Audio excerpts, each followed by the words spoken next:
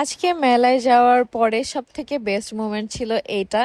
আলিশা পাখি আর আলিশা পাখির বাবা এই ট্রেনটায় উঠছে। আসলে এটা নাম কি আদৌ ট্রেন বলা যায় না কি বলা যায়, তোমরা একটু বলো তো। মুখটা তো একটা ছোটখাটো রাক্ষসের মতো, যাই হোক।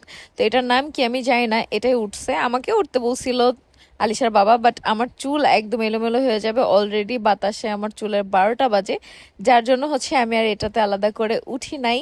আসলে বড় চুল থাকলে চুল সামলাবো না শাড়ি সামলাবো, তার মধ্যে বেবি তো আছেই।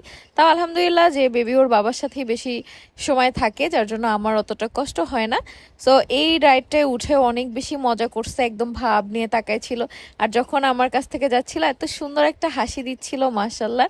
আসলে এটা ছিল আমাদের বেস্ট মোমেন্ট আজকের মেলায় ঘোরাঘুরির মধ্যে, কারণ বাবু অনেক খুশি ছিল। আর এখানে আর কোনো রাইড ছিল না যেটা বাবুর ওঠার মতো, কারণ সবগুলো অনেক বেশি হাই রিস্কি ছিল, যেখানে আমরা এত তাড়াতাড়ি আলিশাকে নিয়ে উঠতে চাই না।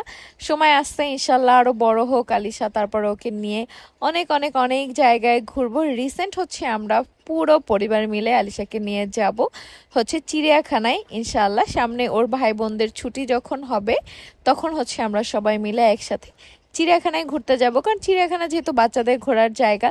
তো আনিন ফারিয়া মানে হচ্ছে আলিশার কাজিন, ওদেরকে ছাড়া যে আমাদের একদমই ভালো লাগবে না, তাই সবাই মিলে আমরা একসাথে যাব।